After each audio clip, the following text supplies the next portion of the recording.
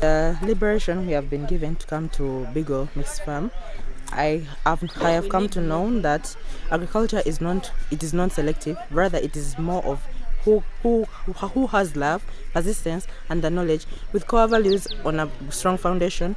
With such skills that I've learned from our own teacher, Mr. Mama Hamza, I have known that agriculture is the way to go.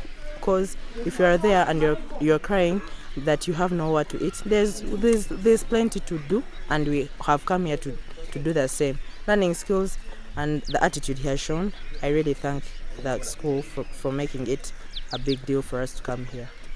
Thank you very much. Bigo Mixed Farm! Woo!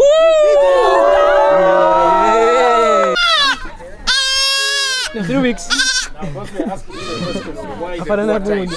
First check his teeth.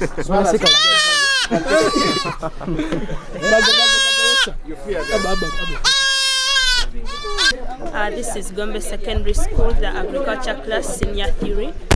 After watching several videos on YouTube about the Bigo Farm, Mixed Farm, we gained interest, and as the agriculture class we are covering a variety of things including farm buildings. We have been looking at the feeding, so we said that we need to learn this more practically by being at the farm, and by luck we found out the Bigo Farm and we gained interest about the activities that they do. Very happy to be among the people who have been hosted at this farm. Thank you. Edigo ku Bigo.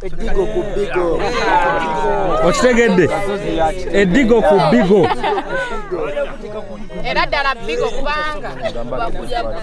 There you go. Mr. Hamza on it once again. On it again. Wow! Okay. Oh, yama!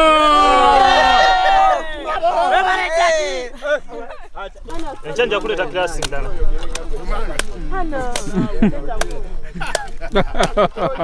Who did that? Who never got photo? Let us 001. 001. Move that side. Hope you enjoy yourselves today here at Bigo Mixed Farm and have a very wonderful evening with us. This one is well set. I like the way he's already set and he knew what was coming. Yeah, so my name is, the name you know, my name is Hamza Wama and I'm the CEO. So I'm the owner of this farm called Bigo Mixed Farm. And I'm happy when I became happy when your teacher shared with me that he wanted to pay a visit as a class to our farm, which is a very interesting aspect. Bigo Mixed Farm, like you hear the name, it's a mixed farm. And we've been here since COVID. So we are just around 4 years old. So we've been here since COVID. We have goats, we have cows, we have matoke, we have plantain, we have coffee. We have animal feeds, we grow grasses, we do silage, and many more. We even have some local chicken, though at a small scale at a starting rate. So the rest of the items we are going to be taking you through, and we see how everything runs. When having farms, most of you might be having farms with your parents, and you go there and visit. You as agriculture students, you should be able to make a difference. I, for one, you see me here, I'm into agriculture. It's because my parents also did agriculture. As in, they did not do agriculture as a subject, but they practiced. We had a farm in Kampala at Kawempe Mbogo. So we had a farm, we used to graze animals, we used to go and dig. And out of that, I learned all of that I did. I've not gone to an agriculture class, offered agriculture at one point, but if I study, I'm able to teach myself some of these things. Now, if you do agriculture, then it is very good that you can come and practice and then be part of the field and be part of the food chain supply of this country. One of the advantages of studying is that the things we do them in a modern way. Now, I'm not farming like the way my father used to farm. I'm not grazing animals the way my father used to graze them. You've already seen people rearing animals by taking them to feed, then they bring them back. Such a scenario is old school in the sense that these animals, yes, they eat a lot. They can eat over 300 kgs, 200 kgs, but they use a lot of calories to walk those miles and come back on muscle. So that also happens to goats, that also happens to chicken, happens to any other animals. That's why the breeders, when they are fed in one place, they go on reducing their distance of travel. When they reduce it, they grow what? So with that modernity, we need to have such ideas as people who have gone to school, and with time, we become better agriculturalists in life. So once again, you're most welcome to Bigo Mixed Farm. So allow me to take you through. We shall start from our animals, the cows, then we shall go to the goats. They have been waiting for you. They have to go and graze, but they were waiting for you. So always start with the goats so that they can go Better. But first get them something to welcome them. You have some guavas to confirm that you really come to. You can have a bite in the meantime. So we move around as we take a bite. Thank you. Thank you.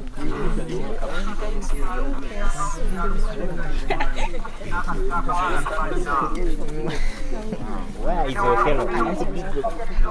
Same time as your videos.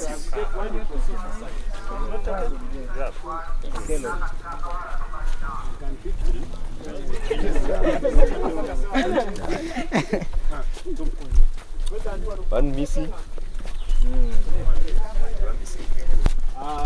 One thing I realized that is,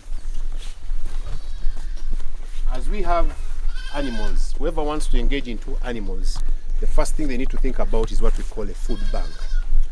No one should ever go grazing, doing livestock, rearing chicken without having what we call a food bank. A food bank is where feeds are stored, is where someone can say that now I'm ready to graze, I'm ready to rear chicken because I have a full bank, or I have a food bank which can take me to 6 months, take me to a full year.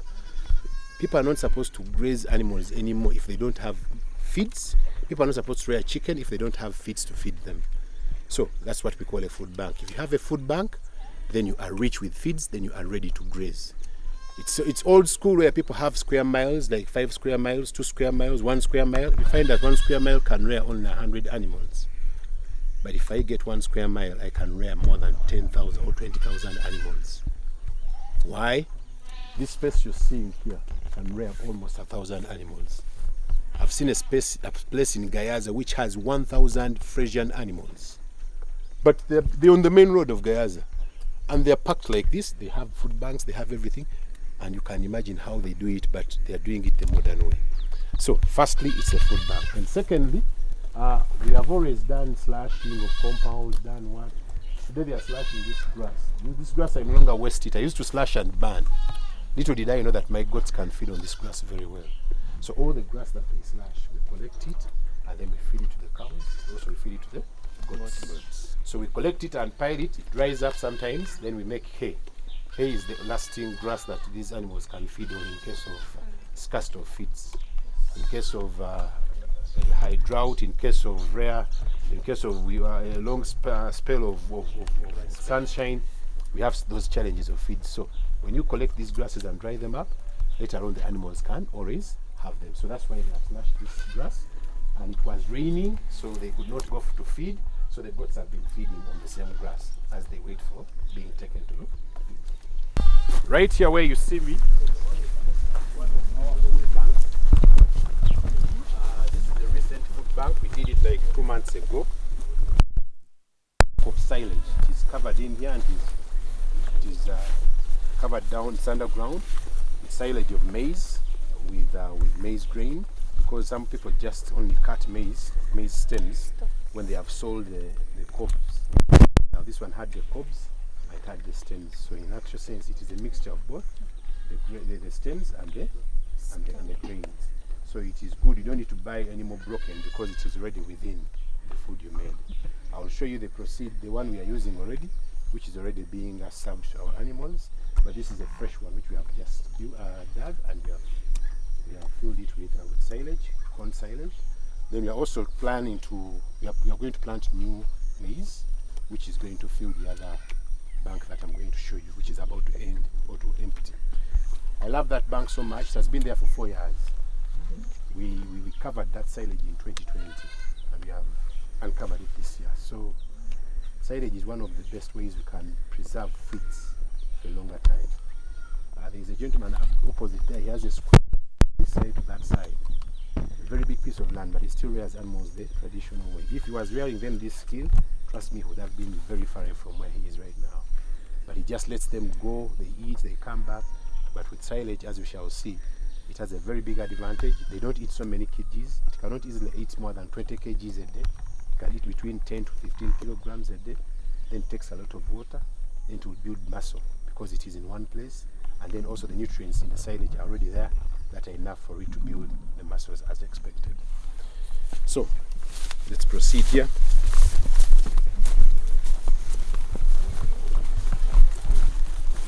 With us here we have a simple shed. Mind the holes. We have a simple shed, and we began with 3 girls. We have some other 2 boys. We are meant to bring them today, but because of the weather we did not manage to come through and bring them.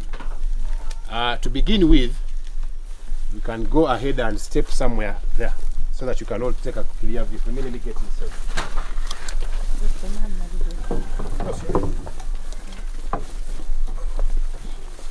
Manager, get us some brand.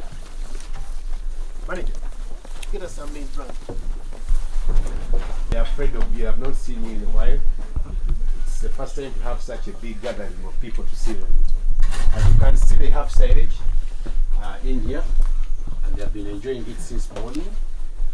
And in the evening, they are going to be served. Behind there, they have grass. There is elephant grass. So the elephant grass they are supposed to feed has to be cut either yesterday or very early in the morning. Reason being, one, if we have some eggs which were laid there by the insects which could cause maybe worms into their berries, by this time they are dead.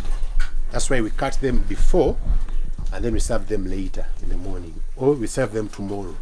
So the elephant grass to be eaten today has to be cut before, the day before. The one for tomorrow should be cut today. All right? Now, in that sense, after picking the silage, we top onto this silage. You can top on bran, which is maize bran, and other feeds, cotton seed cake and the like. We can also top up, or we can mix. Where is manager? She's going to come. Then we can also mix the banana potato vines. Potato vines are what you know as malagara. They love them so much. So when you mix them with anything, they still enjoy. So we chop them into pieces. Then we mix it with silage. If they have not yet finished the silage, you can chop the potato vines, add them there, then they can now finish all the silage. So this is about their feeding. Then also we have a mineral block. They have to enjoy a mineral block. For now they can have this one. When they start milking, there is a white one which has a mineral for milk content. So for now this one is good for muscle building. So they are still growing. They are all young. None of them has given birth before, apart from the other one. But these two, this Frisian has not, this one has not also given birth. But at least those two have been already inseminated because they went on heat and we managed to give them what? Give them fertilized eggs. Now this is what I was trying to share with you, that we get maize bran and we come and add on to their feeds. When you just pour it at once, they will eat it at once. But if you pour it in there, you try to mix it with the silage so that when they come back to feed, they can come and do what? And enjoy the silage and finish it up. Likewise, if you're to add potato vines, manager, chop me some potato vines. If you add some potato vines, they can still come and enjoy whatever you put. Yes, please. And if you have some questions, please you let me pause and I will have those questions answered right here. What is the importance? One, the nutrients in the brand are quite different from the nutrients we have inside. So we have more nutrients that are coming through. We have more proteins, and then also sometimes we add in some minerals, and then we can put in some calcium. So the animal will never be mineral deficient. And then also the other thing is that if you see that they are failing to finish the food you gave them, that means maybe they have eaten it and they are already tired. You can add something to make them get desire to eat more. Then also, besides you there, we have these dry grasses. These ones. These are some of the grasses we've cut from there. So for us, we don't have a ceiling where we can store them. But this is hay. I will show you where we grow it. And this hay, you don't just give it to them just as it is. You come and try to shake it out so that it can be split. Otherwise, it can pick it, go with it, and then land with the other side, then it wastes it. Then it comes back and picks another. So you have to split it so they can eat it. But they enjoy it most if you pour on top of it molasses. You know molasses? Yes. You use molasses also. Now you can see this woman is enjoying already. Yeah? Yes, question. Doesn't this say the dry grass have an effect to the animals? On them, as in which effect? Can you eat it? Because They enjoy it best. It's like the way. Have you ever eaten pancake? Yes. Which pancake is best? The hot one, the cold one, or the one that has stayed for days? Which one do you enjoy most? The hot one. The hot one. Which one do you enjoy taking with tea? The one which has spent more days, not so? yes. That's how this grass behaves. When it is dry like this, they enjoy taking it with their time, slowly by slowly, and all nutrients are all concentrated within there. The sun never shone onto it, so they never got expired with nutrients. All the nutrients were composed because they were covered under shade. We are keeping them here under what? Shade. So that we don't lose any what? Nutrients. So this is how we dry the hay. Okay? Hay is dry grass, which is picked or cut from the field, then it is stored in the shade, then we serve it to the animals in castor fields. But still, for us, ours, we serve them anytime. As long as the grasses grow around, we cut, we pile here, then we serve. When they are done, we pile others. Yes, please. But then why do they find it difficult during drought? Because also during drought, grass is always dry. But then Why do they find it hard for them to eat from there? Yes. To just eat it on the streets and the like? It's because there no one directs them that you eat this. But here they know. When I get this bowl, they expect what? Brand. When I come to this bag, they expect what? Hay. When they bring another bag of silage, they expect silage. When they see my truck coming in, they expect either banana peels. They actually maul. Today it's just that now the car was already packed. But if they knew your car, they would have been mourning all the time, waiting for you guys to bring out whatever you have, because they know my truck always comes with something to eat. So whenever it comes back, they mow. So they did more before it rained, because they saw the potato what? Vines being grown. So they are expecting the potato vines anytime from now. Yes, we have another hand from the other side. Probably many people are at times discouraged to rear cows because they say that they eat a lot. So which feeding routine do you follow? With this technique, the animals don't eat a lot like people say. If animals are to eat green, I told you, if this animal is to eat green, for example, she can eat over 200 kgs a day. She will eat those piles of elephant grass, like 3 or 4 of them. She will eat 2 bags of banana peels because it's green. Green does not concentrate so much, does not settle. It's like the way you see greens. Have you eaten greens?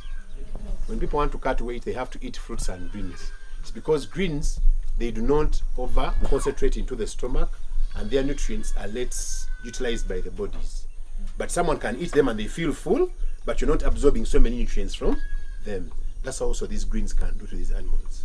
Now, what happens is when you have these dried foods, I've told you all the nutrients can be concentrated in the dry foods. And now when they eat the dry foods, they eat a little amount of them. They don't eat a lot. The animal cannot eat the whole of this bag of hay. What I've put can be enough for them, mixed with any other item. In that sense, you will have minimized on the cost of feeding. Actually, people who stay in town, they better adopt these techniques because they don't have enough grasses. You get dry hay, you buy it from someone who has it.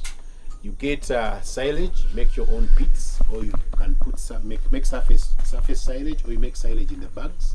Then in that sense, you are be able to save on how you are producing the feeds. And in that case, it will be very cheap. One of the techniques is that when they eat silage, if they eat their 15 or 10 kgs, they will take a lot of water. So the water plays a very big part in not diluting, in compensating for the missed quantity of what? Food. So it becomes full. So basically that's how we do the feeding here for these animals, unless someone has any other question before we go to the bedding. Yes. I've not yet milked any of them here.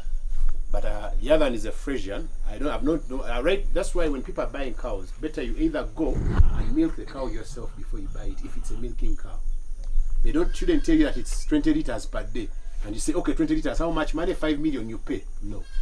If it's 20 liters, go there today, milk the cow yourself, or someone milks when you're present. Go back after some 2 days, confirm again. If yes, now you can make the payment.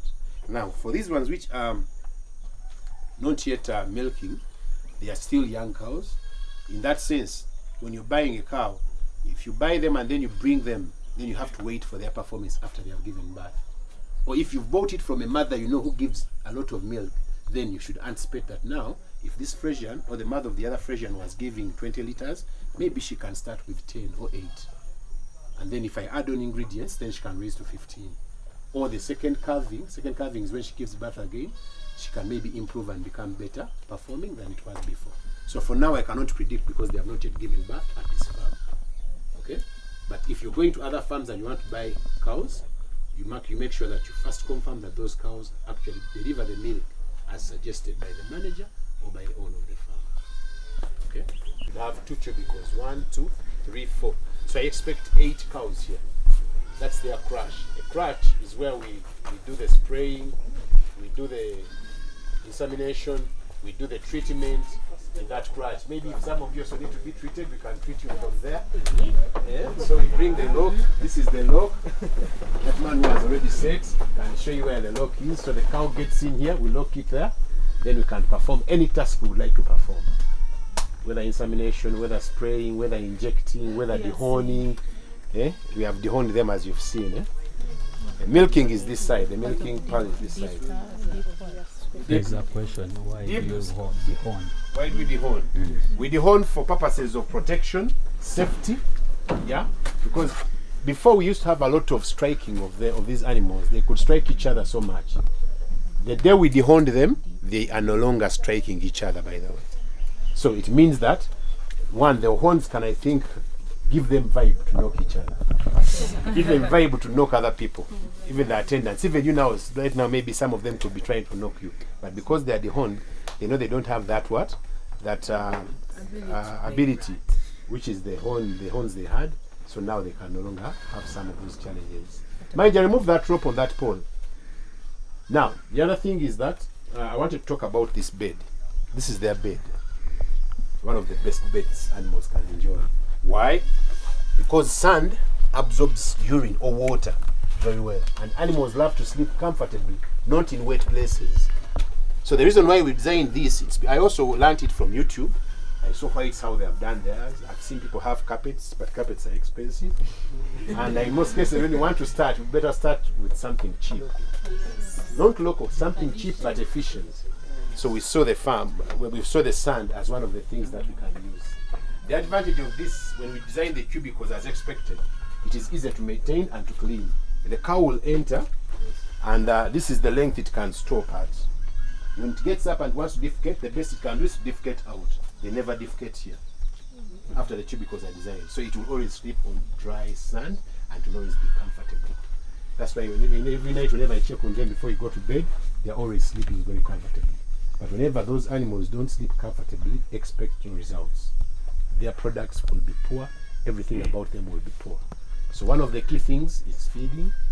2 is sleep. Just like you want a beautiful bed, comfortable bed, warm bed, these animals also desire the same. So if someone does not make that a point, trust me, their yields or their output will never be as expected. Then it's from here we go to the other side. Instructor. Yes, please. Before maybe you go to the other side you are taking over. This, to me, I see sand as if it can hide parasites that may affect the animals. Parasites Would like... it be the best bedding that you could provide? Because I thought if you had some, let me say, some litter, like in form of grass you put down, it can provide comfort other than using the sand. I think the sand can be a hiding place for parasites like ticks that may affect our animals. And maybe too, the space. You are saying it is like, as small as it is, I don't see comfort, because now, do these animals turn? as it is sleeping on the other side and it wants to turn on this other side. Thank you, Because I can see the thank you space very is a little much. small. Now, to begin with, we are looking at a spacing of 1 meter in width. The entrance, the width is 1 meter. So 1 meter is enough for the animal to get in. When it sits down here it can spread its legs through the legs, through these bars. So when it spreads its legs, it can comfortably turn, it can comfortably sleep. Then the second thing I did not mention, you see this sand, at one point it hardens. So we get a hole, actually managers, you get at a forogo. We get a hole and then we excavate a little so that it becomes soft what? Again. Because at one point they step on it for some good time and really do what? Harden. So when it hardens, you get a hole and try to dig again and it becomes soft what? Again. Otherwise, you've seen people rearing animals in mud, animals sleeping in mud, sleeping in water, and you can wonder. So they will get foot rot. Yeah, when they get foot rot, they can never be comfortable with what they eat. Yes, another question. About the crutch. You said you use spraying and other methods, but I think dipping the animal is the best method in all because it takes away all the Very parasites. good. Dipping would have been the best, but in a setting like this one, better you start small and then you grow big. It is always very dangerous to begin big, and then when things become tough, you cannot easily do what? You cannot easily go back and then start to, So we are looking at beginning from the start, from the small one, which is a crutch. Then later on, we shall have to advance. Then secondly, this plays various roles. The dipping, after dipping, you cannot inseminate animals from the deep. Still, you need a crutch. You get it? You will not inject animals in the deep. Yeah? Still, you need a what? A crutch. So the crutch plays all those roles in the meantime. But if someone has money, they can actually get deep. Actually, right now there is even a new technology. I don't know what the name is, but I think it's, for me, I call it a spraying shower. There is a shower which spray race. It's called a what? Spray race. Spray race, yes. There is a spray race where an animal gets in and every other part of it is sprayed. It enters like a length of 2 meters, but chemicals are coming in from all directions, so there is no way animal can miss any part being sprayed. So that's the latest one. Yeah? It's a very modernized technique of spraying, other than the dipping technique. But all those techniques are always there. Sometimes it depends on how much one has invested. Sometimes it depends on the progress of the farm. As the farm progresses slowly by slowly, people always get there. Okay? So let me yes, another question? Sir, I have to. What are the measurements for your crush, and is this also appropriate for goats? For goats, then you have to reduce the distance so much. The crutch, all the spacings I'm looking at here are going to be a spacing of 1 meter in width, and then in length, I'm looking at 2 meters. The tubicles for sleeping and the crutch. Okay? So in that sense, I'm looking at the uniform length. So I was meaning the following, that you come, if you get to that now it's hard, you come and try to excavate it a little, so that when they come back, they find it soft, and now they can sleep what? Comfortably. So whenever it hardens, come and try to excavate it a little, and then they will sleep comfortably in this rain. One of the challenging bits of the sleeping animals is when it is raining.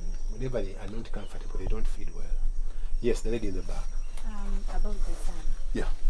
Sometimes if it takes a lot of time, the soil might overcome the level of the sun. So how many intervals do you always change the sun? Very good. So far they have been here for, 4 months now? 4 to 5 months. Since March, yeah? March, this is October, right? Yes. Those are 5 months, I guess. No. Yeah? March? They're 8, 7, eh? Yeah, they're 7 months. So ever since we poured this sand, we've never replaced it. So in the year, you can replace maybe once. In a space of a year. You can add more sand, once. By the way, even sand plays a good role there. If you don't have money to put stones, to put pavers, concrete, you can put there sand. Sand will never get stuck. Will never sink down. The animals can easily defecate. When they defecate on top, the manure, the cow dung can easily be managed. You can easily pick it off, and then you can always use it anywhere else you want to use it.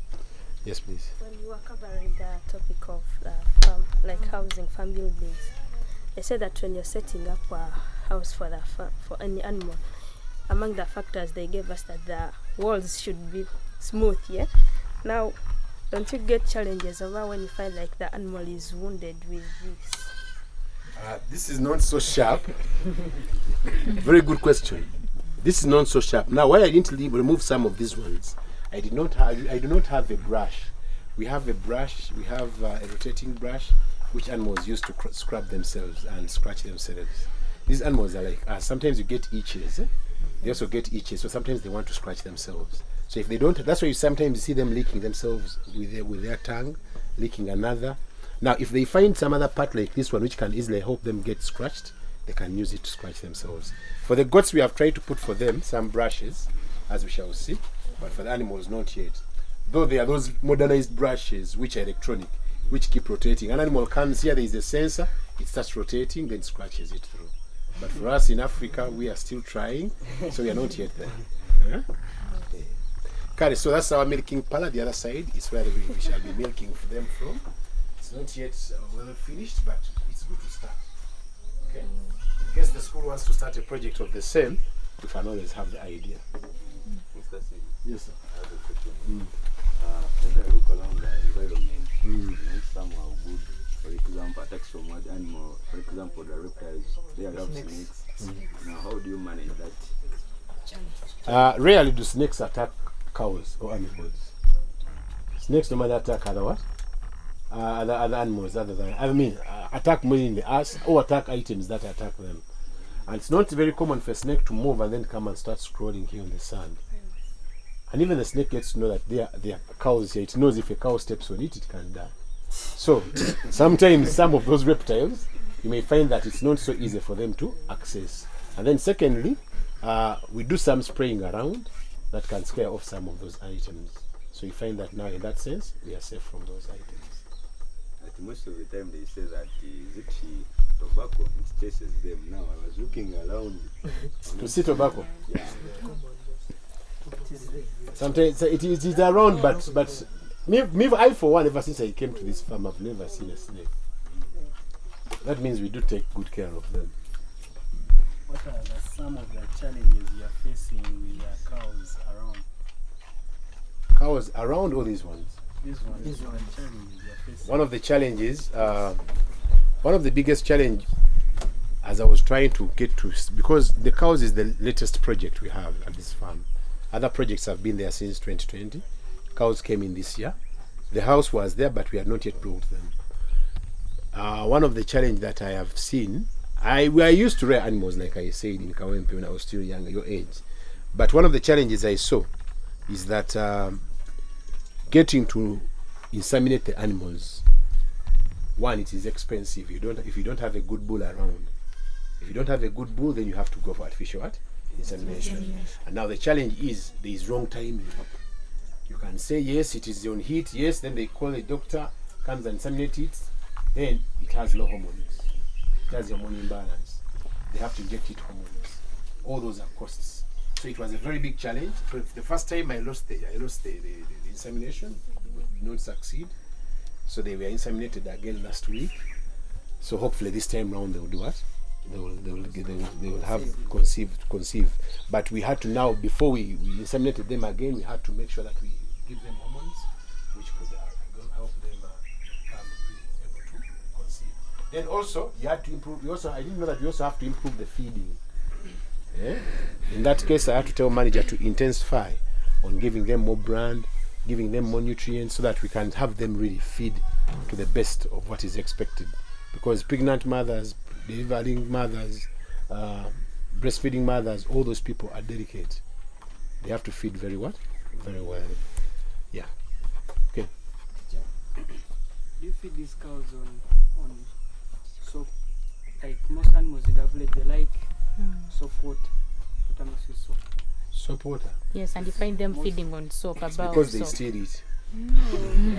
Because people are negligent and they just leave them there just like that. And the reason why they want soap is because of one, soap has salt in it. There's sodium chloride in it. So when they get to test that there's sodium chloride, that's why they will eat the entire bar.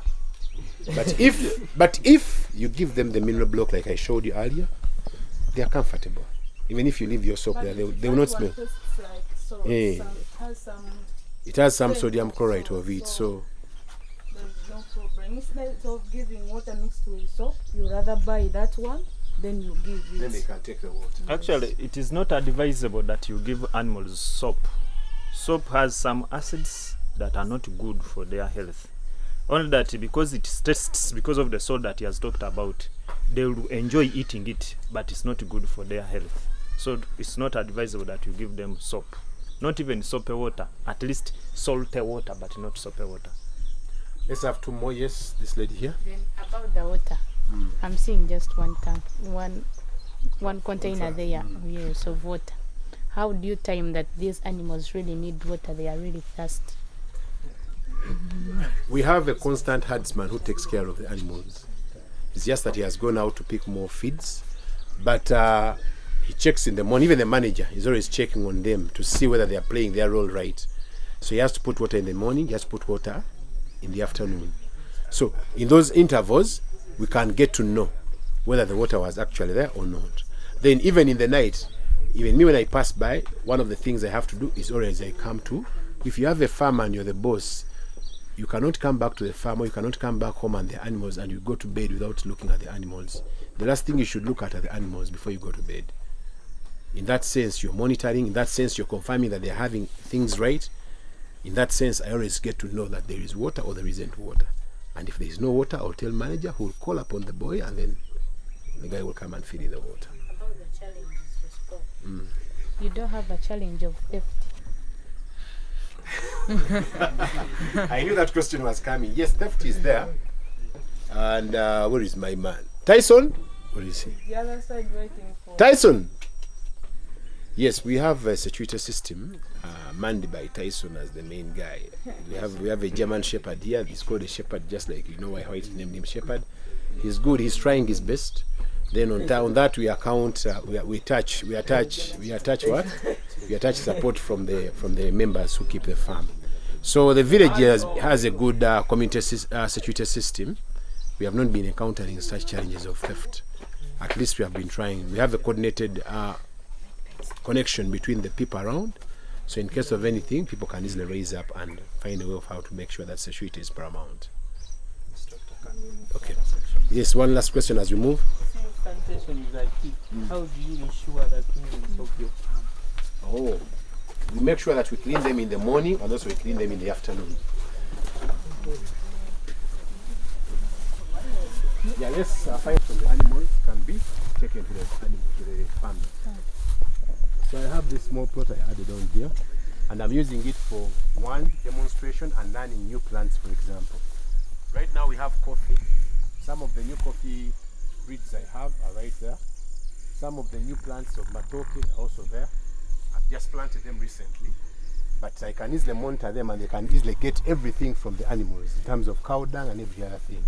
Then the leftover feeds, we can use them to cover around the plants, and in that sense the plant can remain well moisturized throughout the entire year. It cannot experience challenges of drought. So with that, we are able to maintain the softness of the soil there, and even the ant plant can be able to pick all the nutrients very well. So let's go inside.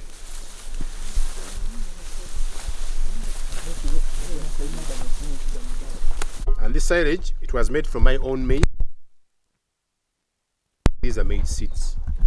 Yeah? So in this case, I don't need to buy broken, because people, when they have only elephant grass and they have only maybe stems of maize to make silage, then you buy broken, you buy bran, then you overmix them and then make sure the animals feed very well. So with this silage, I've told you this was here for more than 4 years. Now we are emptying this very soon. It's mainly only that part. Then after we shall have to dig it again, then feed it again. Yeah? It had more than 50 tons of silage. Just know these animals have eaten this, and it's just that the previous herdsman we had never knew how to handle it very well. But this was enough to take them through the entire year. So the other one will be able to take us up to, like, if we start the other one maybe in December or in November, it can take us up to around April. Then as this one will be here also settling in, concentrating all the nutrients very well, By the time we open it, then when the other one is done, then we refill the other one. So that is what I meant by a feed barn. If you have such, you're ready to graze. If you do not have where feeds are coming from, it's a very big problem. You always have a challenge of feeding the animals. The animals can easily starve. And even when you have a challenge of workers leaving, recently one of my workers left. Manager was able to feed the animals. It's a lady, not the manager is a lady, is not a man. You might say that, hey, these things maybe need to be done by only herdsmen. Even herdswomen can be there. So girls, don't be like, for us we cannot do this. You can do this as ladies. You can farm, you can make silage, you can feed your animals.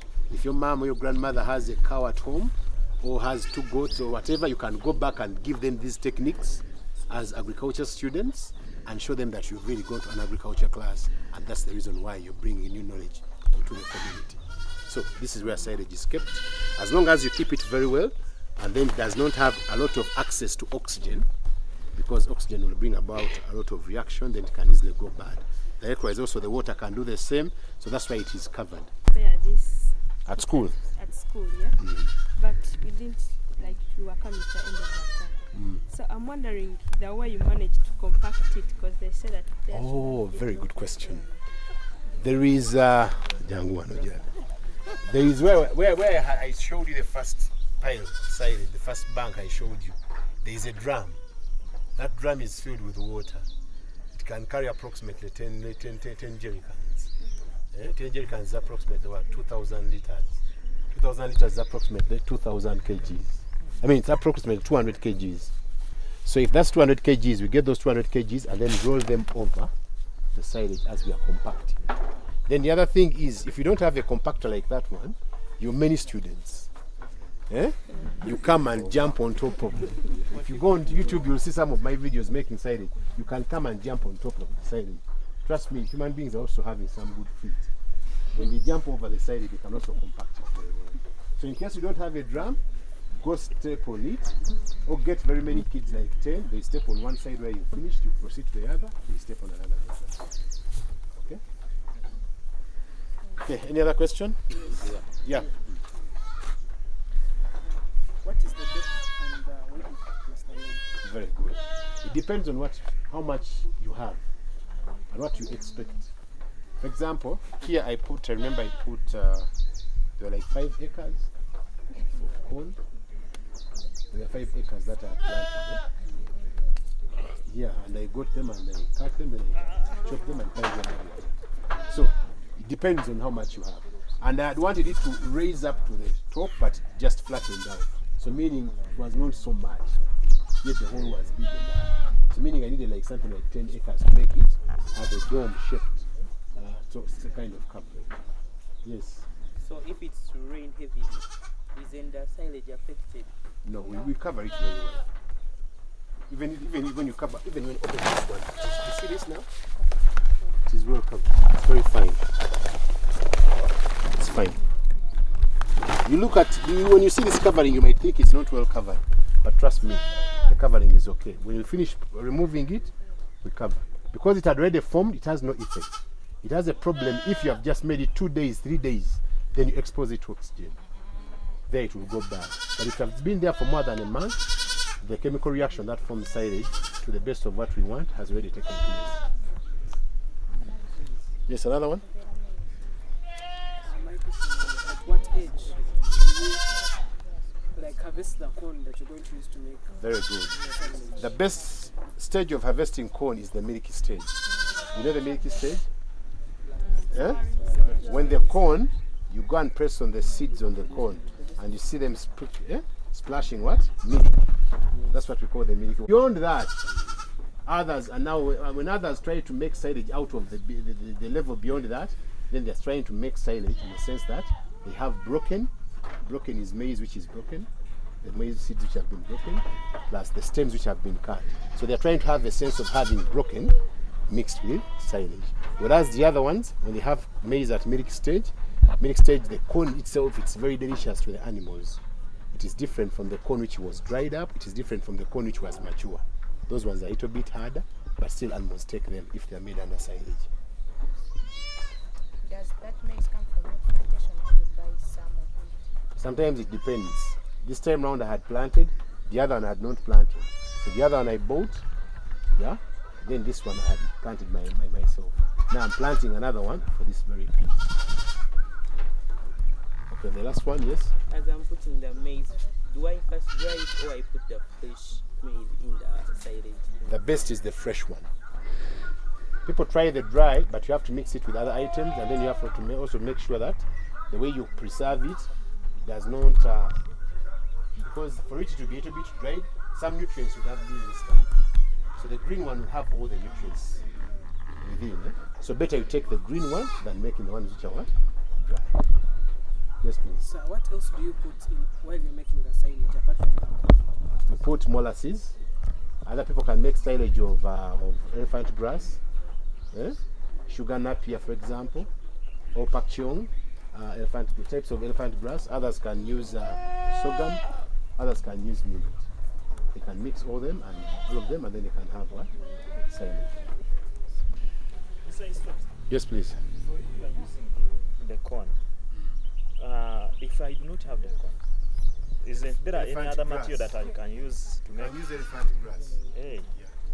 And if you have the latest ones, the sugar napier and the pak cheong, the better. The sugar napier is a hybrid elephant grass technique, which was crossed from sugar cane. Crossed from the cross of sugar cane and elephant grass. So that's why it's called sugar what? Yeah, the animals enjoy the stems very well. When they're chopped to small pieces, they don't leave them. They make sure they crush all of them. Ndiko mkambitingi katono. Like when you leave Ndiko mkambitingi nja kuddira. Doesn't it affect the animals also, the feeding of the animals, or the feeds themselves? Now these ones are waste feeds. The remaining feeds to be fed are on this one. These ones are waste, so they are going to all be removed when we are going to prepare it for the next repeating. Okay? So they won't affect the animals. Was your hand up? Oh, we are done. Yes, please. Now this pit here, when those animals are left to go for grazing themselves, are they affected by this pit, let's say, leveling of the They don't cross this side. They don't even really come out. One of the reasons why animals escape is because they're poorly fed. If they get satisfied and they eat very well, they cannot live where they stay. The reason why they run, I used to have a challenge with the goats. They never used to get satisfied. Whenever they could be coming back, they branch off people's gardens. Then everyday cases could report. But the moment you began feeding them right, and they feed well, they don't branch. After here, they will go straight to the feeding field, because they know where they're going, where they feed from. Okay, so let's proceed to the goats. Here we manage the urine. The urine, we pick it, and then I'll show you how we mix it. We mix it with water, then we mix it with the cow dung and the goat dung, then we take them to the plants. That's why we collect it. So it makes a very good nutrient for the plants and for the feeds, as I will show you. So right now, this is where the urine is collected. So when you collect it from here, we shall mix it to ratios of 1 to 10. We mix it in the ratios of 1 to 10. 1 jerrycan of urine, of goat's urine, you mix there 10 jerrycans of water. Then you have neutral, because the acidity of the urine is too high. If you just pour it directly onto the plants can easily burn out. Yeah? Then they can die. So what we do, we mix that ratio of 1 to 10 so that we neutralize that acidity, and then it can easily be absorbed by the plants. Right? I'll take you through when we go to the plants. So everyone can get a vine. When you get a vine,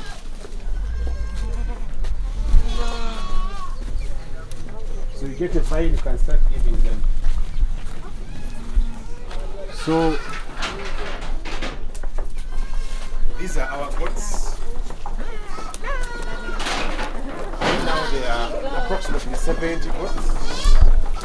And this is their main machine, their dad, code 001. Yeah. So all of them come from him. That's why most of them come from him. Most of the kids. The moms are like, this one is a mom. Most of the kids come from him. I know this one. It's there. You hold. So as you feed them, you listen to me.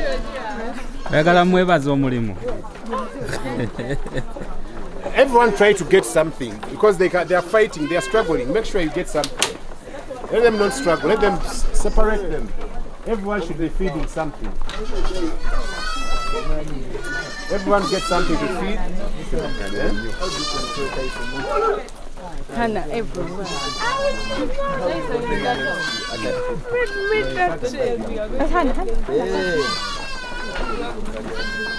So, guys, that's how friendly and lovely goats can be. They also love to be fed like you're feeding them. They are enjoying you feeding them with potato vines. They feed on potato vines. They feed on the grasses I've shown you. They feed on hay. They feed on sugar napier. They feed on most of the green plants we have in the fields where they go and feed. They also eat bran. They also take water. Most people when they're rearing goats, they don't give them water. They think goats don't take water. But goats take water. We have their drum in there where water is poured, and they also enjoy the water. They also take mineral blocks. We also give them minerals. So we also give them salt. Yeah, you know chisula. Chisula is the best for them. So we give them a chisula, and they also enjoy a chisula, just like any other animal needs to be fed. Now, the goats we have here, we have the type of goats called the Boer type of goat. And the Boer type of goat looks like the way you see code 001. Their mother, their father, their main father. That is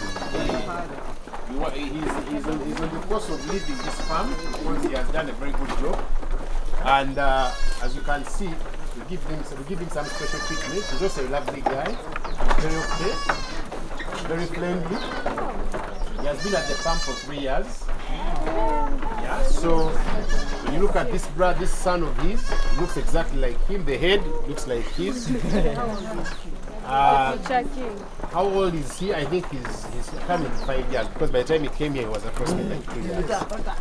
Now, the type of goat we have here is the Boer type of goat. This is the Boer goat, which is a hybrid goat. The Boer type of goats are the ones with these long ears, as you can see, with a brown head, with a white patch behind there, and with long fur, as you can see. This fur is really long. We are going to let them come through, then you can feed them briefly here before they can go for grazing. Yes, questions? Yeah? They don't have tattoos. They were being tagged, but they are friendly in the sense that sometimes they get tired of the tags and they're like, this bite them off. Then the friend can come and bite for your tag. So they end up biting them off. So that's why some of them, their tags are off, others are on. Yes, question. Don't you face challenges of mixing the young ones, the male ones and the female ones, like in breeding, injuries? Okay. Now in the night, we are going to show you a section in there. In the night, we separate the male, because they are very good at disturbing the females, especially those ones who are pregnant. So they can easily make them experience miscarriages. So you have to make sure that they sleep separately. But you can leave the father, the main father can stay, because for him it's reasonable enough. He only goes for those ones who won't heat.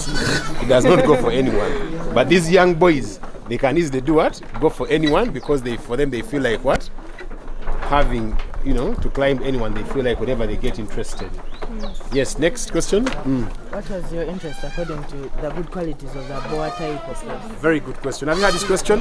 What was my interest according to the Boer type of animals? Why did I go in for the Boer? One, the Boer put on weight very fast.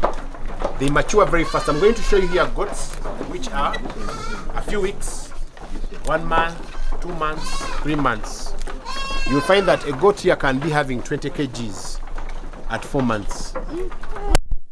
This man, I actually have a measure, a system we use. We have a measurement tape. I have a measurement tape we shall use, which we use to measuring weight. So those of you who know your weight, we can measure you and then we can get to know, as we shall see. So one of the advantages of the Boer, they grow very fast. They put on a lot of weight. They're easy to manage, and then they're also marketable. Yeah, because people come in wanting goats. Those of you who want hybrid males to go and integrate with their animals, they can come and give you some good amounts of money. If you go and visit our YouTube channel, you'll see some of the advertisements we made there. We are selling some of these goats. I remember buying this man at 2.5 million. Yeah, that's how much you can invest. So that's what it can call for, to get hybrid and good items. So one can be like, but why do you buy a goat very expensively? You know, it's because I want to improve my... That's why most of the goats you see here have long ears. It's because of the speciality this hybrid has. It's because of the speciality Mr. Code 001 has. I'm going to show you here the records. He has given us more than 100 kids from this farm. Only him. So if I'm to sell each kid at 50k, for example, which is impossible, 50k times 100, that's 5 million. All my money would have already come out. You get the point? So it is worth investing. As long as the breed is good. Now, for you agriculturalists, you'll get to know this. That if you want to do agriculture business, besides just rearing, just normally the way we've been rearing, what if we go ahead and do agriculture business? How best can we invest? If you remember, our president, one time went and brought fresh yams here to our country. You know why? He saw animals which are giving liters and liters of milk. So he was like, we should have them. That's the English word. So the Boer goats are doing a very wonderful job, as you can see. Now we are going, manager, close the door. We are going to, yes please. I've seen some tires inside. The tires play some good roles. We can put one, the mineral blocks there. Two, they can also use them for scrubbing themselves and scratching themselves. When they feel like they have some itchy parts, they can go and rub themselves. Some small brushes. I think you've seen the brushes. We have one here. Yeah. That side, they can go and rub themselves on the brushes because they can easily get itchy. Goats. They always say some goats are always milked. So are these ones also milk? Very good. No, these ones are not milking goats. Milking goats are quite different from these ones. Their type is different. But for them they are different. Just like you can see Boer are good for building beef, building fresh. Now look at this beautiful guy, that one in brown. Those ones are called Kalahari Red, but they originate from Boer. The one you see, that one fully brown, all of it, but still with long ears. Those ones are called Kalahari what? Kalahari Red. So some of the crosses that can be here, crossed with the male Boer, can bring about production of Kalahari what? Red. That kid thing. I see it having foot and mouth disease. Isn't it dangerous for other animals? It has been sorted in a sense that there have been others have been treated. So we have vaccinated in a sense that one of the key roles people forget in animal rearing, they forget to vaccinate. So when you vaccinate, when one animal gets, for example, infected, the infection does not spread because others are what? Are vaccinated. So we have already vaccinated and we have already treated some of those diseases. So it's not very easy to spread throughout the entire herd. So we shall go in numbers of 10 inside. Others will stay out here feeding. Then we take a look.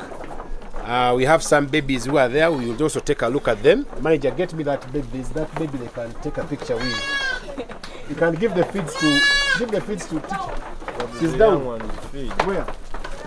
But these ones are wasting. So you can open and then let's get the hey.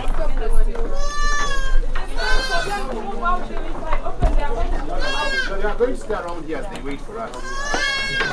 Yeah. So the reason why they make because they are scared, because they want to suffer.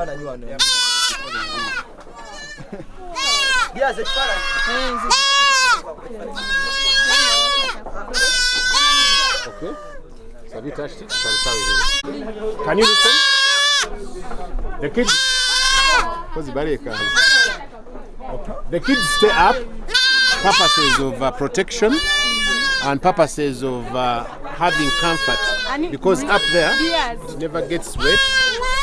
We put there some dry grass to make it warm for them.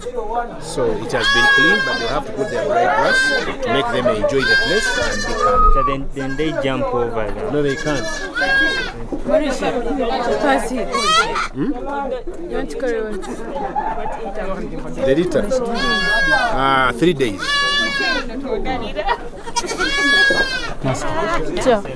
Now these ones, each of them goes for 200,000. This size, yes. Each of them goes for 200,000. This one is 3 weeks. 3 weeks. Yeah. That's the beauty of hybrid. This one is for what? 4 months? No. This one is how many months? 4, eh? Merino sheep. And he has eaten this. You see his berry. It's very big. Merino sheep. We have seen that your tuna is to feed when fresh vines. Okay, let me first pick the younger one.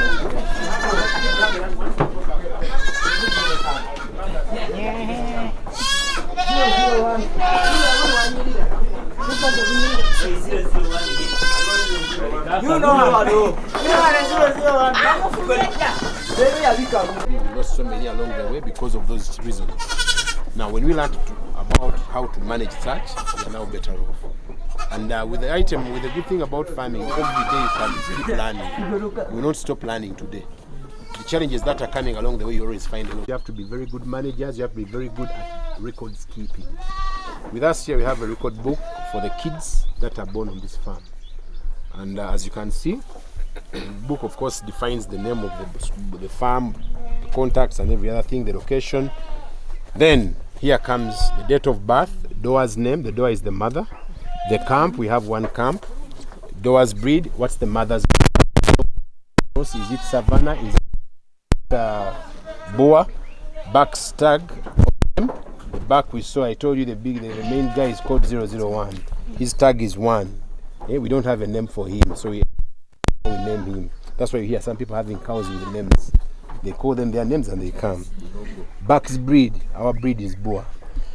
Number of kids, now it depends on the mother here. If the mother gave birth to 1 kid, you write 1. Male, yes, male kid. Was it female? No. Birth weight by then we don't have a tape measure for the weight. But now we have one. Weight at birth. Yeah, weight at birth we can measure. 2 kgs, 3 kgs, 1.5, if it's 1.5, you know there is a problem. Color, white and brown, black, cream, red, brown. Kids breed, 100%, mixed Boa, crossbreed, anything. Health condition, very good. Remember, if you hold those kids, you should have held them close to the heart. You can feel some of them, the hearts are beating so fast. If the heart is beating so fast when it is just at the birth time, then its health is not good. But if it's, because here there was some panic, because they were excited and they were scared, so here the hearts had to beat fast. But on the birth date, when they've just been given birth and then their hearts are beating so hard, there's a problem with their hearts and there's a problem with their breathing, so they're unhealthy. I get myself and I turn it around. I know I'm beyond 114, so it can measure my weight very well. So if you also know your weight, it can measure you very well. 70 something. 70 what? 77. So let's show you how we can measure.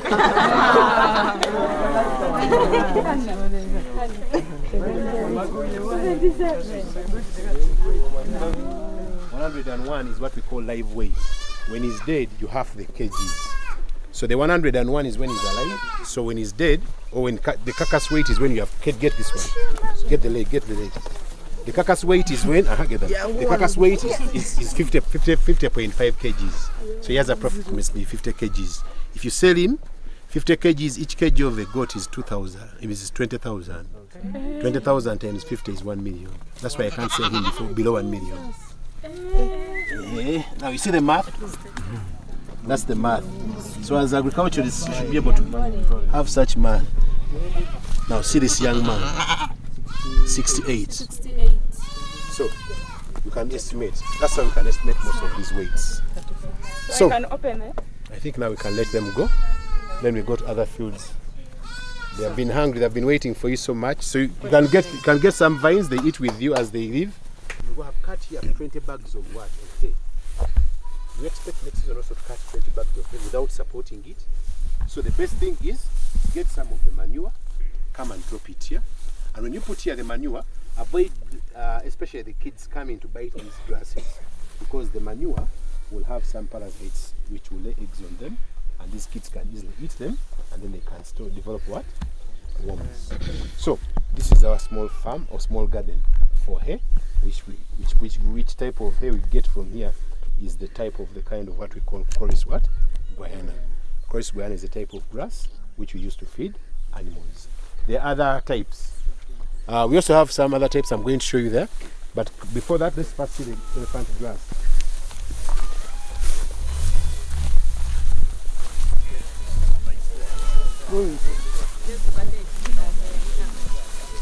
Now, as you can see, here the elephant grass, this elephant grass line we have here is what we call the Pakcheong.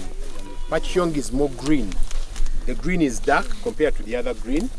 And like I've told you, these are coming from the excess of the feeds and what they have defecated on. So we bring them and put them here so that these grasses can also get some fertilizers.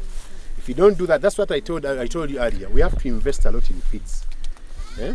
So the reason why I'm trying to cut this very fast is because I want this rain season to come through in a sense that by the time the rain are done, the grasses, the elephant grasses have grown again, and we are having new breed of what? Of elephant grass. From this part and beyond, the type of elephant grass we have is what the other is the sugar napier. They're all hybrid types of elephant grasses. Yeah?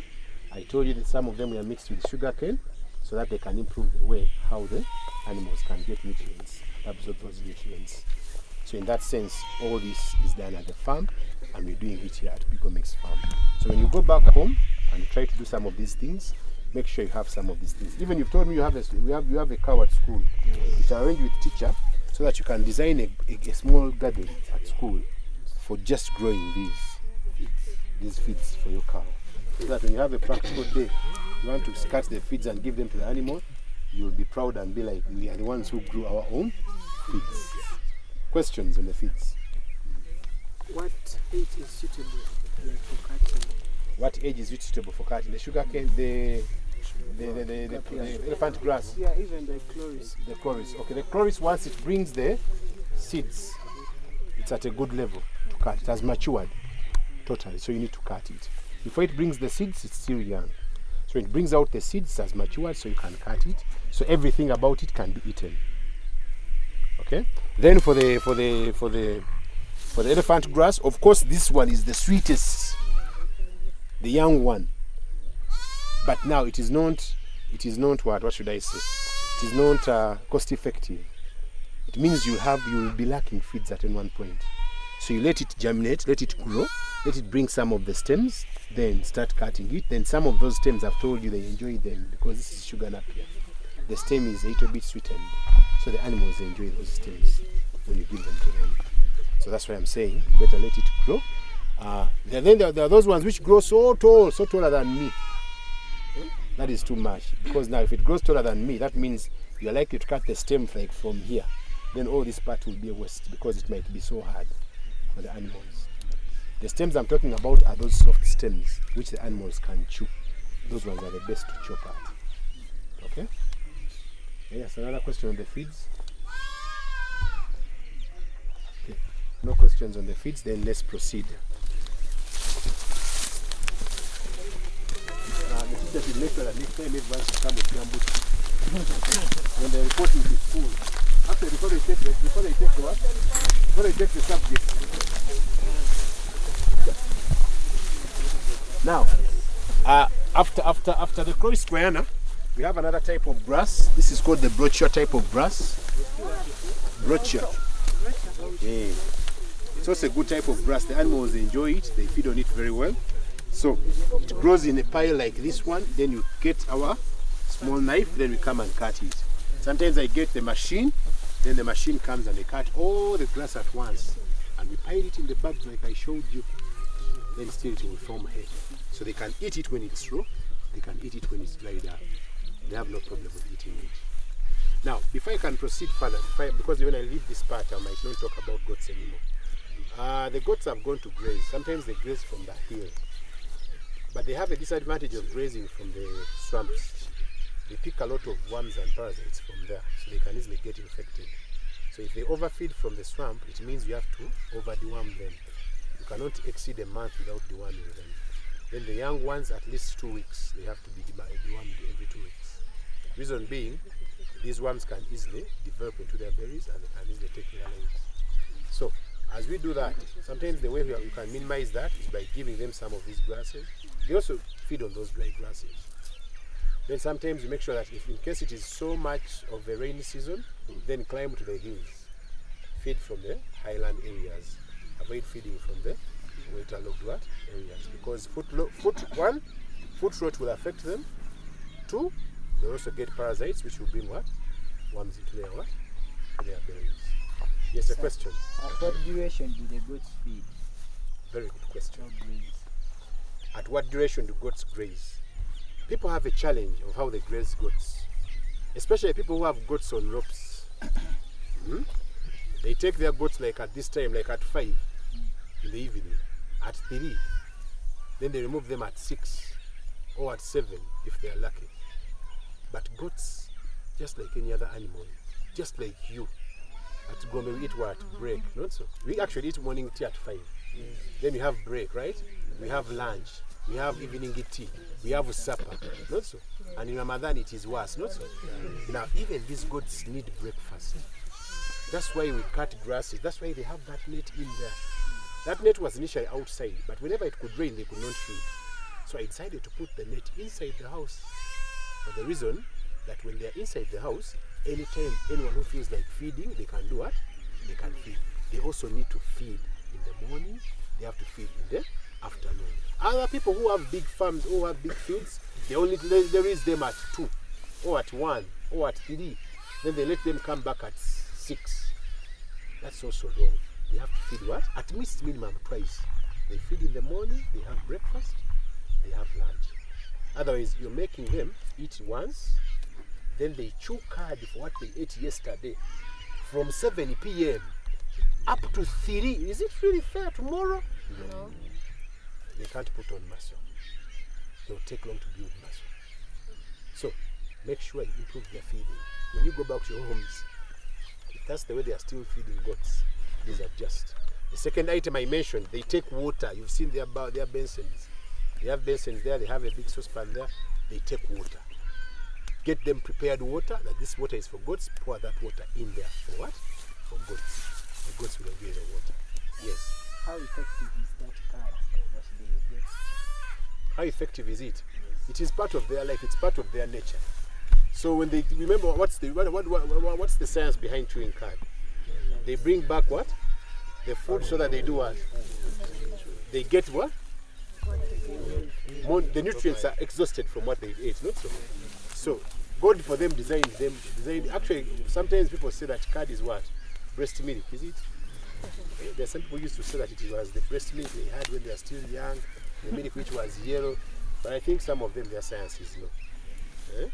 If you look at the science which happens actually, when these animals make these feeds get absorbed into their stomach, time comes when they can actually retrieve them and have them chewed up. Any other? Yes. Assuming I graze my goats on such a land, like how long should I take to deworm them? Because you said if they feed in a swampy area, you should deworm them through already. But then I'm feeding them here. And you're sure you don't have parasites which are in the swamp here, then you can take like 3 months. But still with precaution. Remember what I said earlier? Cut the feeds, let them stay. Feed them tomorrow, or feed them after more than 12 hours. Yeah? The advantages I gave them.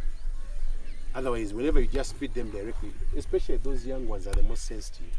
Whenever those young ones easily access these feeds, that's right. Before we used to release them, you could see them now loitering around, biting all these grasses. But what we used to pick from there were fattles, deaths all the time. But now at least we have tried to minimize. And also the advantage I have is that the manager I have now also did study what? Animals. She did veterinary something in animals, so she knows. So at least now I have less pressure on that. So one other thing I needed actually to mention, when you're looking at management, people need to get people to manage their farms.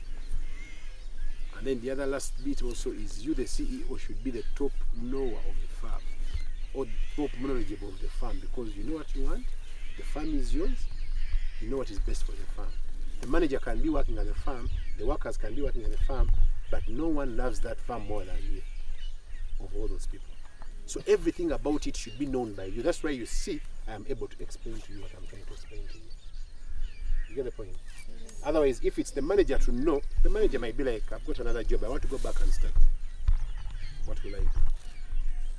So it is always good that you know as the CEO, you know as the boss of the farm. When the manager comes, train them. If she has knowledge, well and good. If she lacks some more knowledge, top up on the knowledge. Then in that sense, your farm will prosper very well.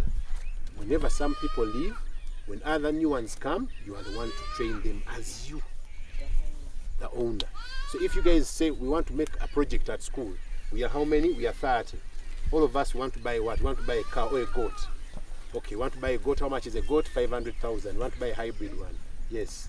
All of us should bring how much money? 10,000 or 15,000.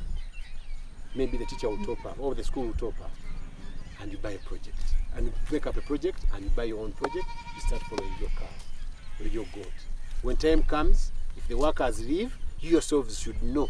You should check on your goat. Did it feed well? What did it feed today?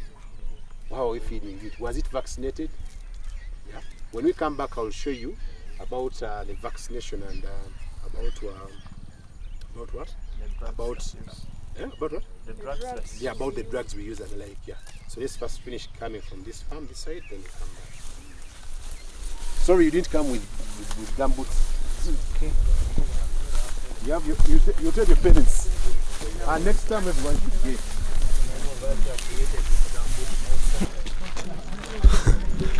So now we are going to see a plantation for plantain and matoke. And we see some of the advanced techniques of how we can grow matoke. We have some plantain and we have some matoke like I'm going to show you. Don't worry about the grass. I'm going to explain to you why the grass is like that. The modern technique we are using at this farm, the grass is always slashed. We don't dig it, but we dig at the stem, at the Ekyo kyennyini kyoyogedde stem. At the plant itself. This plant of coffee, we have bent it because of one reason. It was becoming heavy as it was going up. It was putting on big cherries, as you can see. So we had to make a mechanism of bending it. When you bend it, you prevent it from one going so high. It can easily break on its own when wind blows it. So here it's protected. Now it will grow slowly here as it will manage itself. And even if the weight is so hard, it won't break anymore. Yeah.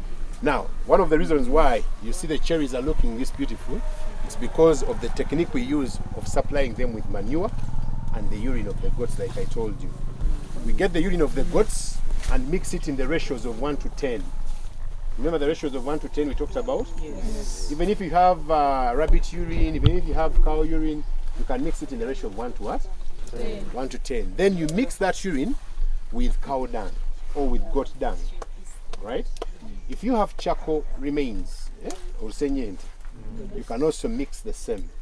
The reason why we mix charcoal remains into that is because charcoal takes long to dry up, so charcoal can preserve water. So what happens is we make that ingredient, then we put it at a distance of 2 feet from the stem, either of coffee or of the bananas. So 2 feet, the foot big away. So then you dig a diameter around. That diameter is where you put our ingredients I've just talked about. Then after you cover it with soil, then you start to mulch that very place. That's why you saw what happened on the other banana plants, you saw the other side. Then that place can now be mulched, and all that mulch will make sure that the place is moistened, even if the sun shines as much as it wants. And with that, the plants will always remain healthy. Now, one of the skills and the ways we can bend these coffee trees, you can see this one. You see this is a very good tree, a very good branch with nice cherries, yeah, which are well produced. We use this technique. Check this one behind me. You can get a stem of a banana, and then you can come You've covered some physics. I'm using a lot of physics because I'm a physicist. Yeah? Yeah, so that's why you see some of the skills belong to physics. You remember the principle of moments? Yes. So I get the weight so that I bring it, I put it here, it balances the stem without breaking. When the stem is balanced without breaking, the moments are counterbalanced. If the moment is not counterbalanced, the branch will break. So, in that sense, I'm trying to say, we put this stem, yeah, to balance the moment of the stem of the coffee tree. If you put it and then it stops, it means it has become, or it is in a state of what we call equilibrium. So I'm putting agricultural physics here now. Now, if it is in equilibrium, the branch does not bend anymore. If it is not in equilibrium and this weight was heavy, then the branch would go what? Further down. Then if it goes further down, you have to move the stem a little bit closer so that you prevent it from going further what? Down. But so far where we had put it was a very safe place, so it was balancing very well. So now, with time, it will take this format. It becomes as if it is deformed, but in actual sense, it is the best operation we need to make at the farm to make it successful. Then when you look at this one, also the same story. As you can see, also this was bent using the same technique. So that's the technique we can use to bend the coffee. Now today I think time is not enough to visit our only plantation, fully plantation farm for coffee the other side. We shall concentrate on these ones today. Now like you see the others, see this one, this is what I was trying to say. This is really high enough. The coffee cherries have begun to ripen, others are still coming through. This needs to be bent. If we don't bend it very soon, a strong wind can easily come and break it. Most so if it has fully put on so many cherries. So in that sense, you try to bend it slowly by putting a simple banana stem, or you tie a rope to pull it down a little, then starts bending what? Slowly. Then secondly, they need to bend away from the bananas. Yes, the coffee we are producing here is called shaded coffee.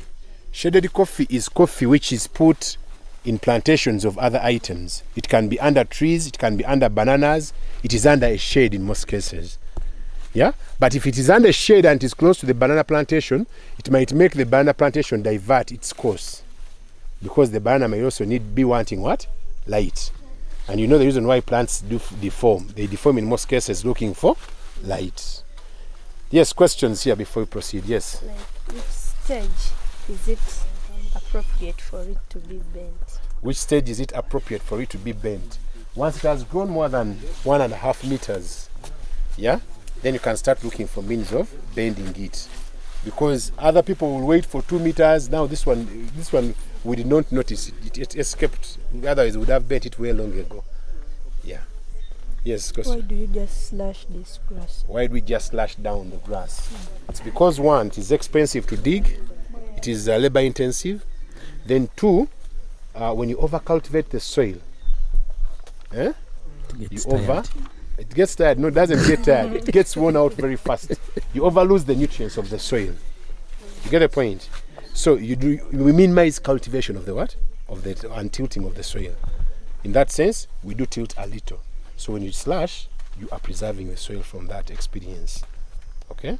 Then other people, they do mulch to avoid that. By mulching the whole garden, which is also very expensive. If you have a 50 by 100, like the other plot I showed you for the Croix Guiana, it's very okay. Like a plant at home, a banana plant at home, those are manageable, they are easy. But if you have more than 1,000 plants, 2,000, 5,000, 10,000, then you need a lot of manpower, you need a lot of money to manage some of those things. What is the danger of not bending these coffees? The danger of not bending this coffee, now let's show him. The danger of not bending the coffee tree is this one. The danger of not bending the coffee tree, we have the broken tree there. The wind blew it and got broken. We have a broken tree there. The wind blew it, got broken. So that's why these ones are all bent. So the danger of not bending them is that you might lose the entire tree. And then that season will make you get a loss. Yet coffee is on high demand here in our country, Uganda. Yes? How much duration does it take for the coffee like to mature all the... For one to start picking cherries? Yes. 2 years. 2 years, 2.5 years. Yes, another question? I've seen the coffee branches are broken. So now how have you managed that? How have you managed? Now that one which those got broken, we are going to cellulose? cut the stem and then we let it grow with new buds and then we let it bring new branches. That's how we shall manage it. No loss is made. Yes, Another please. question. Now, if, for example, you have harvested it, do you cut the whole plant? No, we just come and pick the red cherries. We don't cut the whole stem like a banana. So you wait for another season to come and Yeah. Okay, so let's take a picture in there, then we proceed, go through the outside, then we come back because time is running so fast. Question before you go. Okay, the question is, now you've bent this plant, eh? Yes. Aren't there any dangers, like it's even touching the ground once? Very soon we shall remove the weight, then it comes back in space, but when it's already bent. So that's why we need to bend them, is that if it grows so high, you cannot easily access it. So you have to bend it. That's the most obvious reason. Yeah? When it's so high, you can't access it, so you have to bend it.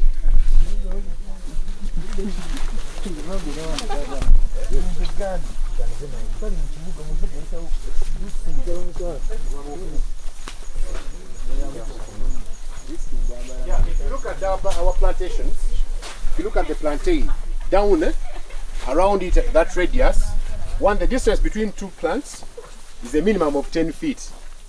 Then two, when you cut any pruning, or when you cut any plants, or when you do the slashing, these parts where you see is where we put the garbage. The parts I told you where we have put the cow dung, the urine and every other thing is all here. Manager, get me the hoe. It's all here.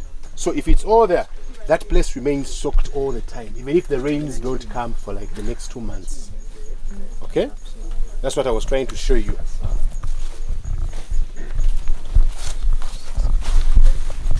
So you see this part? So this is where we had put most of our items. Now they are done. After 3 months you have to reload. So when you reload, you get all the rubbish that you have, all the mulch, all the seedling, because what happens is you come, pick all this grass by hand in most cases, because if you overpass the hoe close to the stem, you may easily damage it. Then you pile it still there.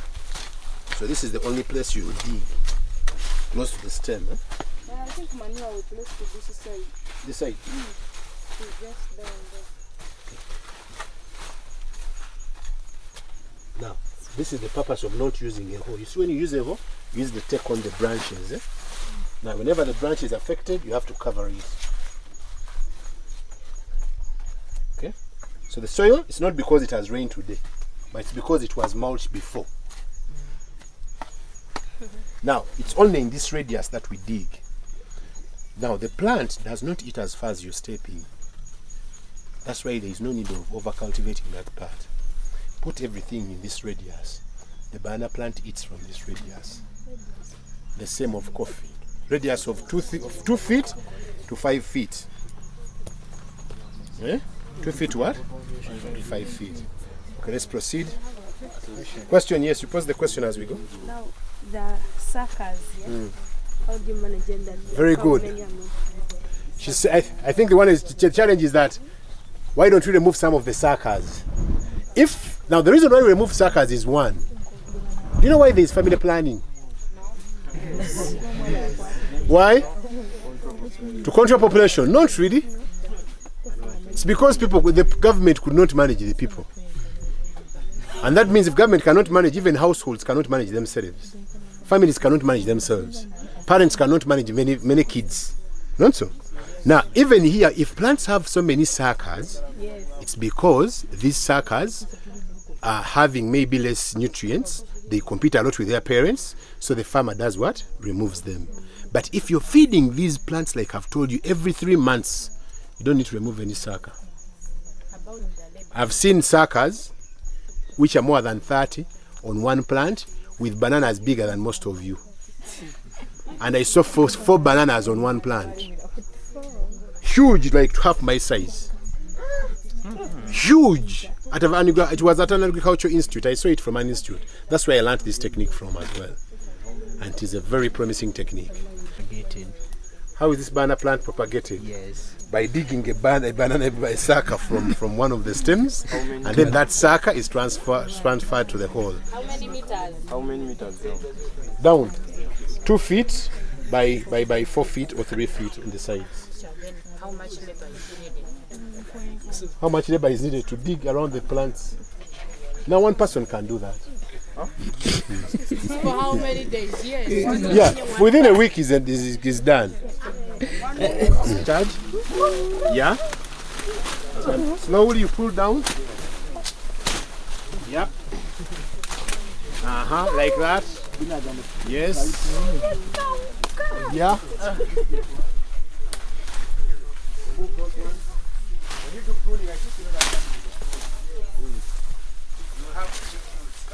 Yeah. Any plants you see close to you can prune them. Very good. Hope you've got the experience.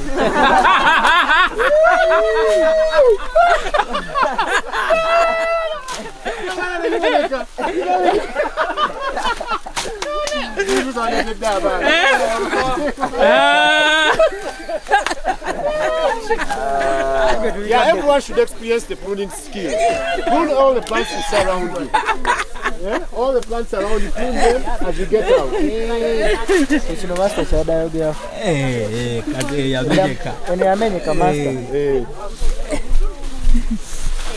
Simplify work.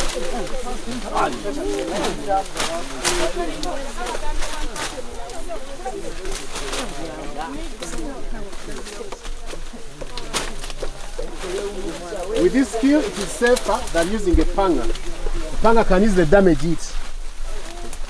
If you have not experienced this, then you have nothing to narrate.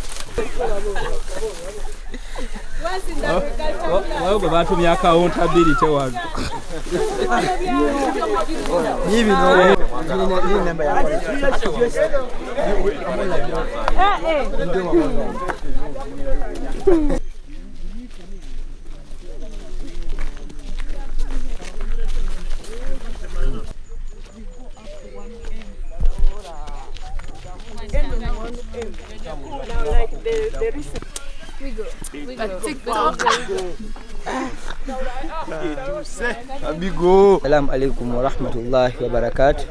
So, I'll first of all be thankful to the school administration, our teachers, and the farm operator for giving us this chance to come and practice agriculture practically. So in some cases, agriculture isn't practiced practically. We have come to the farm called Bigo Farm, and we have learned various activities. First of all, we have learned how to cater for cattle practically. Bigo Mixed Farm. Tusoma, tuyiga n'okulya, tuyana betulimye. Manyi bw'olima oba olina okulya. Kumbi terimba.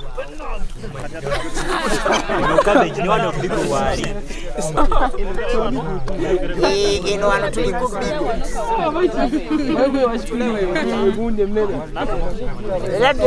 Yo eddigo. Eddigo ku Bigo. Eddigo ku Bigo. Saagala okulaba kwa Newton. Wali kati baba.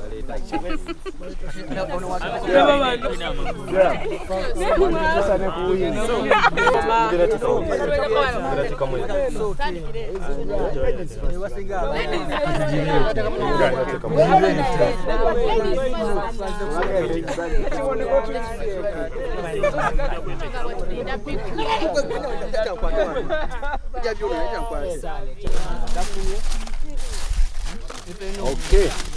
Bigo ku Bigo. And there you go. Mr. Hamza on it once again.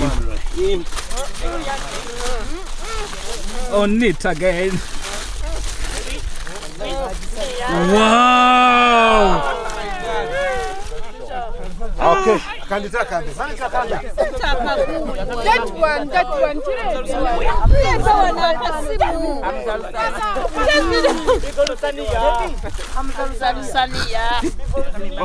Oh, yama!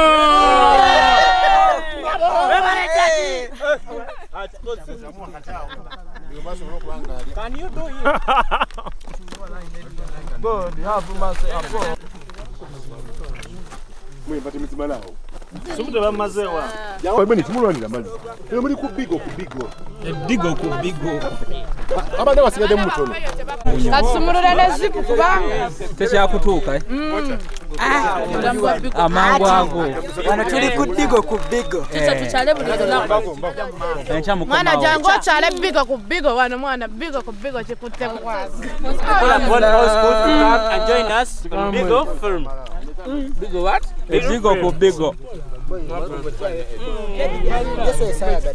Asochala Bigo bulamu kubeera bubaddeyo ku Bigo.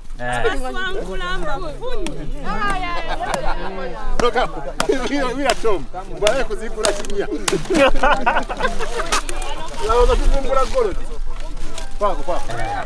Thank you so very much, all of you who have joined us and who have been watching our video. We thank you so very much. We have hosted Gombe Secondary School, class of Senior 3, Agriculture, and they have been part of us this evening. They have had a wonderful time here at Bigo Mixed Farm. They have been with us. We have taken them through all the procedures, all the pros and don'ts here at the farm. I trust that they have learned something and they are going to go and display whatever they have had in their theory. I encourage out there all teachers, all students who intend to get interest or be part of this program to be joining us very soon. Anytime, you just need to take our contacts and then make a phone call. Then you can book through and then you can always come and pay a visit here at Bigo Mixed Farm. For agribusiness courses, for those of you who are doing agriculture, for those of you who are interested in knowing agribusiness, how people can benefit from agriculture, we can take you through all that here at Bigo Mixed Farm. And once again, thank you so very much for being with us. Thank you. You're welcome.